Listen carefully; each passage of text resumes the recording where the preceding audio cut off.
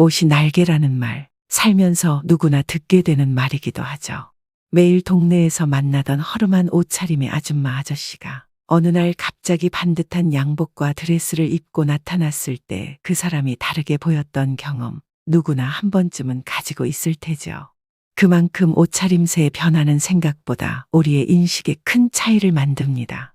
조선시대의 옷차림이 신분을 명확하게 구분짓는 중요한 요소였듯이 현대까지도 옷차림은 개인의 사회적 지위, 직업, 성격 그리고 가치를 드러내는 중요한 역할을 하고 있는데요. 그렇기 때문에 우리는 우리의 옷차림에 대해 더욱 신경 써서 지내야 합니다. 그러나 항상 깔끔한 옷차림을 유지하는 것이야말로 상당히 많은 에너지를 써야 하는 일입니다. 한마디로 정말 귀찮은 일이죠. 저도 깔끔한 옷차림을 유지하고 싶다가도 아이 그냥 귀찮으니 대충 입자. 특별한 날도 아닌데 뭐 다음에 예쁘게 입지 뭐. 등등 수만 가지 변명을 만들어 매번 입던 옷만 구멍날 정도로 늘어지게 입는 경우가 허다합니다. 그러나 깔끔한 옷차림이 나에게 행운과 복을 불러일으킨다는 사실을 믿는다면 우리는 항상 옷 매무새를 잘 다듬고 깔끔한 차림을 유지해서 인생에서 언제 올지 모르는 기회를 더 잡도록 해야겠죠. 다르게 말하면 초라한 행색과 잘못된 옷차림은 지금 우리에게 오고 있는 소중한 기회들을 도망가 버리게 만들 수도 있으니 항상 경계해야 하는 것입니다. 먼저 옷차림과 관련된 한 이야기를 들려드리겠습니다. 한때 서울의 낡은 동네에서 구두 닦기로 살아가던 김 씨라는 남자가 있었습니다. 그는 매일같이 검은 구두통을 들고 길가에서 구두를 닦으며 생계를 이어나갔죠. 그는 늘 허름한 옷차림에 손톱 밑에 때가 잔뜩 낀 채로 하루하루를 버텼습니다. 사람들은 그를 볼 때마다 동정심을 느끼기도 했지만 누구도 그의 미래를 밝게 보지 않았죠. 그러던 어느 날 김 씨는 자신이 닦던 구두 속에 반짝이는 동전을 발견했습니다. 동전에는 기회를 잡으라는 작은 글귀가 새겨져 있었습니다. 이때 그는 뭔가 강렬한 예감에 휩싸였습니다. 이렇게 살 수는 없다. 김 씨는 결심했습니다. 인생을 바꾸기 위해선 자신부터 바꿔야 한다는 것을 깨달았죠. 김 씨는 구두를 닦아 번 돈을 모아 백화점에 갔습니다. 그는 비싼 양복 한 벌을 사고 깔끔한 셔츠와 반짝이는 구두도 함께 구입했습니다. 그렇게 그는 스스로를 성공한 사람처럼 보이게 만들기로 했습니다. 김 씨는 다음 날부터 달라진 모습으로 새로운 길을 찾기 시작했습니다. 양복을 입고 거리로 나선 그는 우연히 한 기업 사장의 눈에 띄게 되었는데요. 사장은 그의 당당한 태도와 깔끔한 옷차림에 반해 말을 걸게 되었습니다. 젊은이, 무슨 일을 하고 있나? 김 씨는 대답했습니다. 현재는 특별히 하는 일은 없지만 뭔가 큰 일을 하고 싶습니다. 사장은 그를 보며 잠시 고민하다 이렇게 말했습니다. 우리 회사에 와서 일을 배워보겠나? 신뢰할 수 있는 사람 같군. 김 씨는 그날부터 사장의 회사의 계약직 사원으로 일하게 되었습니다. 그는 항상 자신의 옷차림처럼 일에서도 언제나 깔끔하고 단정함을 유지했죠. 사람들은 그의 성실함과 열정을 인정했고 그는 빠르게 승진했습니다. 결국 김 씨는 기업의 정사원이 되었고 나중에는 높은 자리까지 오르게 되었습니다. 김 씨가 가난에서 벗어나 성공할 수 있었던 원인은 단순히 옷차림을 바꾼 것에 그치지 않았겠죠. 결국 그가 옷을 바꾼 것은 자신을 새롭게 정의하고 세상에 자신을 다르게 보여주는 첫걸음이었던 것이죠. 그는 자신을 성공한 사람처럼 보이게 함으로써 주변의 시선과 기회를 끌어들이는 법을 배운 것입니다. 옷차림은 단순히 외적인 변화일지 몰라도 그 변화를 통해 김 씨는 자신감과 새로운 태도를 얻게 되었습니다. 이를 통해 그는 기회를 포착했고 그 기회를 잡아 성공을 이룰 수 있었습니다. 김 씨의 이야기는 옷차림을 바꾸는 작은 변화가 인생을 바꿀 수 있는 거대한 시작이 될 수 있다는 사실을 일깨워줍니다. 때로는 작은 옷차림의 변화는 우리에게 행운과 재물을 이끌어 당기는 첫 번째 열쇠가 될지도 모릅니다.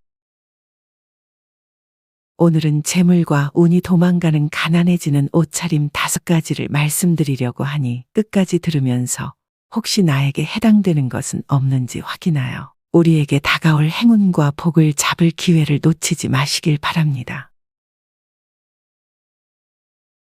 재물과 운이 도망가는 가난해지는 옷차림 중 첫 번째는 옷이 찢어지거나 구멍난 채로 그대로 입는 경우입니다. 옛날부터 찢어진 옷을 입으면 재물과 복이 나간다고 믿었습니다. 즉, 찢어진 부분으로 복이 새어나간다고 생각했기 때문에 옛사람들은 옷이 조금이라도 찢어지면 즉시 수선했던 것이지요. 이는 풍수지리와도 연관이 있는데 풍수지리에서는 기의 흐름을 매우 중요하게 생각합니다. 집안의 기운이 제대로 순환해야 건강과 재물운이 좋아진다고 믿는 것이지요. 마찬가지로 옷도 사람의 기운을 담고 있는 것으로 간주됩니다. 그런데 옷에 구멍이 나 있으면 그 좋은 기운이 새어나간다고 여겨 재물운이나 행운이 함께 빠져나가게 되는 것으로 생각합니다. 결국 옷이 깔끔하고 단정해야 기운이 온전하게 유지되며 복도 잘 들어온다고 믿는 것이지요. 구멍난 옷은 그 사람의 생활이 얼마나 궁핍한지를 시각적으로 명확히 보여주는 것이 됩니다. 예를 들어 동화 속에서 아이가 구멍난 옷을 입고 있다면 그 아이가 부유하지 않고 기본적인 필요조차 충족되지 않는 환경에 살고 있다는 것을 암시하는 것이지요. 결국 구멍난 옷을 입고 다니는 것은 나는 가난하다는 것을 말하고 다니는 것과 같습니다. 그렇기 때문에 자신이 입는 옷이나 양말에 구멍난 것이 있다면 즉시 버리거나 다시 잘 꿰매어 입고 다니는 것이 좋습니다. 두 번째, 너무 오래 입어서 냄새나거나 빨래가 제대로 되지 않아 신내나는 옷을 입는 경우입니다. 사회적으로나 경제적으로 성공한 사람에게 악취가 나는 경우가 있을까요? 성공한 사람에게는 항상 좋은 향기가 납니다. 그도 그럴 것이 옷차림은 단순히 위생의 문제를 넘어 자신의 관리와 삶의 태도를 보여주는 것이기 때문이죠. 냄새나는 옷을 입고 다니면 사람들에게 부정적인 인상을 주기 쉬운데요. 이는 직장이나 사회적 관계에서 기회를 잃는 원인이 될 수 있습니다. 기회를 잃는다는 것은 결국 경제적 손실로 이어질 수 있으며 이는 가난해지는 이유가 되지요. 냄새나는 옷을 입고 다니면 사람들은 그런 모습을 보고 신뢰하지 않거나 가까이 하고 싶어 하지 않기 때문에 성공의 기회를 놓칠 수 있습니다. 뿐만 아니라 예로부터 우리는 옷에 좋은 기운이 깃든다고 믿었습니다. 그렇기 때문에 빨래를 제대로 하지 않아 냄새나는 옷은 그 옷에 나쁜 기운이 쌓인 것으로 여기게 됩니다. 옷은 자신을 감싸는 보호막과도 같습니다. 만약 이 보호막이 깨끗하지 않으면 좋은 기운은 들어오려다가도 휙 튕겨나가 버리게 되는 것이지요. 그렇기 때문에 빨래를 부지런히 주기적으로 하여 상큼한 향기를 유지해야 합니다. 만약 너무 오래되어 빨아도 신내가 나는 경우라면 차라리 버리는 것이 낫습니다. 세 번째, 한 가지 색만을 고집해서 입는 경우입니다. 풍수지리에서는 음양오행을 중요시하며 색상도 이에 따라 서로 다른 기운을 가진다고 보지요.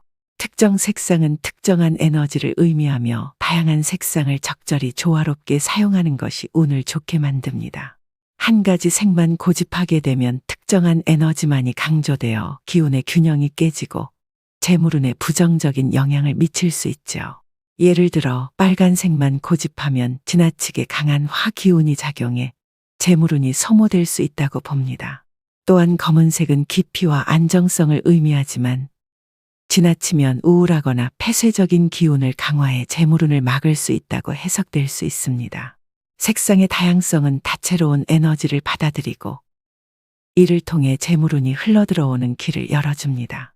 한 가지 색만 고집해서 입는다는 것은 그 색상이 가진 특정 에너지만이 강조되어 오히려 다른 중요한 에너지를 차단하게 된다는 말이죠.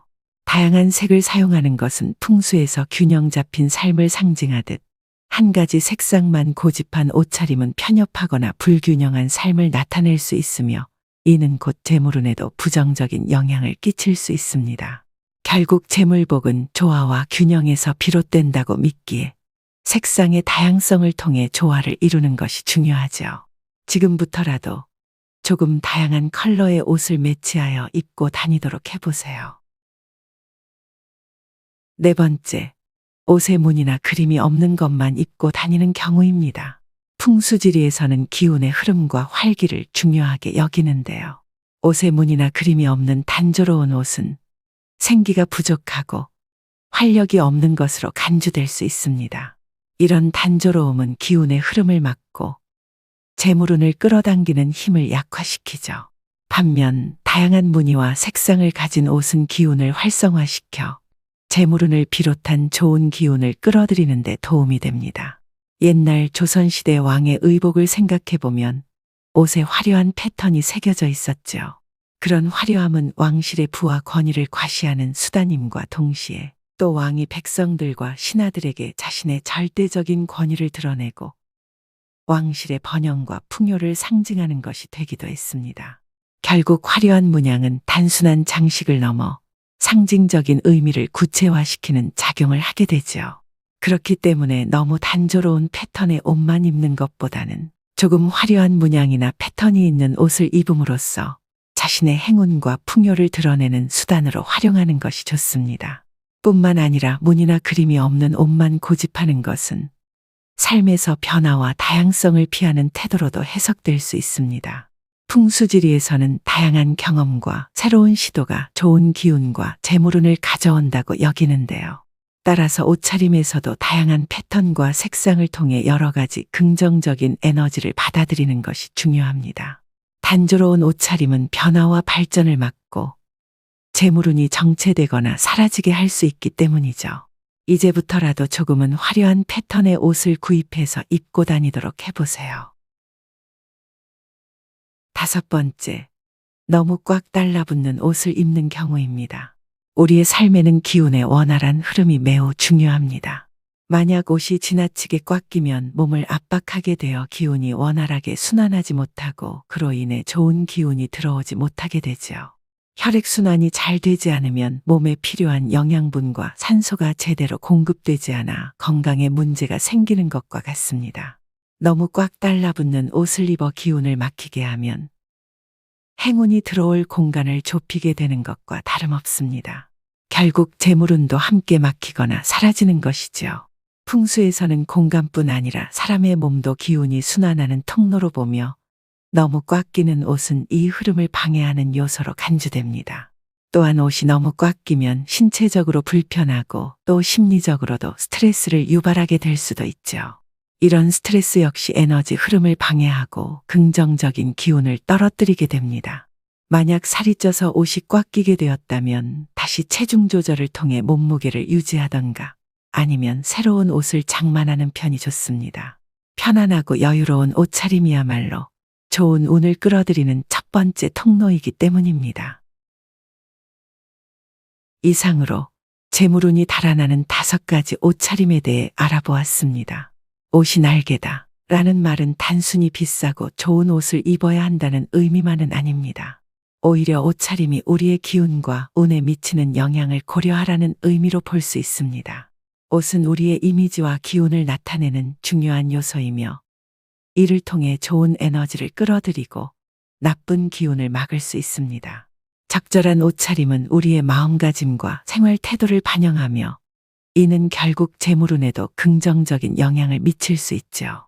옷을 선택할 때는 자신의 몸과 마음을 편안하게 하고 기운이 잘 흐를 수 있는지 생각해 보세요. 작은 변화가 큰 운을 불러올 수 있습니다. 여러분도 옷차림에 신경을 써서 좋은 기운과 재물운을 얻길 바랍니다. 이번 영상이 마음에 드셨다면 구독과 좋아요를 눌러주시기 바랍니다. 끝까지 시청해 주셔서 감사합니다.